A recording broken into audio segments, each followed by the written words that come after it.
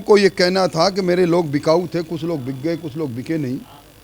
ये जो जिस प्रकार का दंश वो जारी करते हैं अपनी बातों के माध्यम से, ये अंतर्विरोध इस सरकार की पैदाइश के साथ प्रारंभ हुआ था।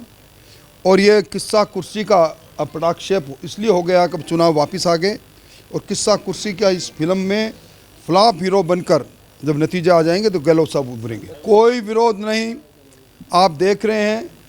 एक सप्ताह पहले जो विरोध था वो आज नहीं है, समझाइश होगी, सब हम एक साथ हैं। मैं समझता हूं कि भारतीय जनता पार्टी का कोई कार्यकर्ता जो पंचनिष्ठाओं से जुड़ा, एक मिशन के साथ जुड़ा, इस प्रकार का काम नहीं कर सकता। यदा कदा एक कार्यकर्ता की आड़ में कांग्रेस के लोग इस प्रकार का वातावरण बनाने की कोशिश कर रहे हैं, जिसमें वो कामयाब नहीं होंगे। देखिए, अभी जानकारी में आया है, मीडिया से भी जानकारी में आया है, ये सिद्ध हो रहा है कि काला धन कहाँ से कहाँ पहुँच रहा है। सरकार को इसके बारे में जवाब देना चाहिए। जहाँ कई किलो नोटों के रैपर मिल जाए, इसका मतलब कितना बड़ा काला धन होगा।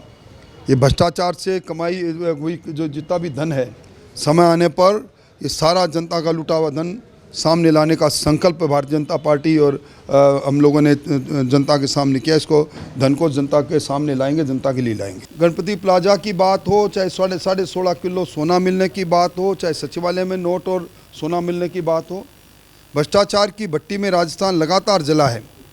और इस सरकार की जो भ्रष्टाचार का जो खेल रहा, उसकी आंच अब तक आ रही है, आचार संहिता लगने के बाद भी आ रही है। इससे बड़ा दुर्भाग्य कुछ हो नहीं सकता। भारतीय जनता पार्टी चुनाव के लिए पूरी तैयार है, और भारतीय जनता पार्टी के समर्थन में प्रवासी लोग जो राजस्थान से निकलकर दूसरे बड़े बड़े महानगरों में हैं, आज प्रवासी प्रकोष्ठ के उन लोगों के साथ जो अलग अलग 9 राज्यों से आए, उनके साथ बैठक हुई।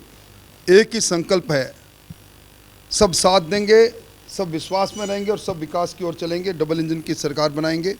ये कार्यक्रम अभी संपन्न हुआ है, और ये अंडर करंट धीरे धीरे कांग्रेस को तबाह करने के लिए और बढ़ रहा है, और कांग्रेस का इस बार सबसे बड़ी शर्मनाक हार की ओर कांग्रेस बढ़ रही है। जब कल आप लोगों की कोर ग्रुप की बैठक हुई, कल किस तरह की बैठक रहने वाली है, क्या कुछ होने वाला है? देखिए, उसके बारे में मैं अधिकृत नहीं हूँ कि उसमें मैं कोई टिप्पणी करूँ, पर चूँकि कांग्रेस की ने अब तक एक सूची भी जारी नहीं की, भारतीय जनता पार्टी ने अपने 41 योद्धा मैदान में उतार दिए, बाकी हमारा आलाकमान तय कर रहा है। हमसे विचार विमर्श करने के लिए जब कभी भी आलाकमान बुलाता तो हम जाते हैं। अब कब क्या किसकी घोषणा कब होगी, इसके बारे में अभी कहना उचित नहीं। एक बार छूटा हुआ तीर वापस नहीं लौटता। भारतीय जनता पार्टी उन पार्टियों में नहीं है जो उच्च स्तर पर किए हुए निर्णय पर कोई बात करें।